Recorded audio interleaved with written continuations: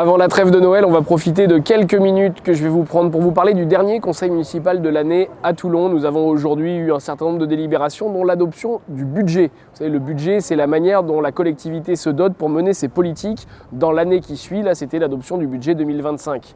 Nous avons émis des critiques, nous sommes critiques vis-à-vis de la majorité municipale, pas surtout, il y a aussi des choses qui vont dans le bon sens, mais nous avons surtout distingué l'immobilisme auquel cette année la majorité municipale toulonnaise semble se rattacher. C'est la dernière fois qu'on va voter un budget de plein exercice pour cette majorité municipale-là, il va y avoir des élections en 2026 et force est de reconnaître qu'il y a une forme de pesanteur qui règne, absence de grands projets pour notre avenir, pour l'avenir des Toulonnaises et des Toulonnais.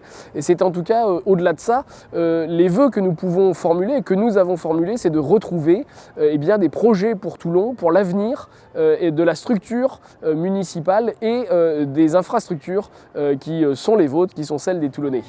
Nous avons aussi eu un certain nombre de délibérations plus étranges. Nous avons par exemple voté les possibilités pour un certain nombre d'agents d'avoir des logements de fonction ou des véhicules de fonction. Et par étrangeté, alors qu'on soumet aux voix les noms et les prénoms attribués pour ceux qui ont droit à des véhicules ou des appartements, on ne nous dit pas les fonctions qui sont occupées par ces agents. Donc s'il est tout à fait légitime que des agents profitent par l'exercice de leurs fonctions d'un certain nombre d'attributs qui sont aussi liés à une exigence de service, il faudrait quand même donner à l'opposition la possibilité de pouvoir juger de l'opportunité ou non ce que la majorité municipale nous refuse. Alors on nous demande de voter pour des choses qu'on n'est pas en capacité de juger. Voilà aussi un peu dans l'état d'esprit ce qui ne nous est pas fourni et ne nous permet pas de juger efficacement de la bonne utilisation des deniers publics.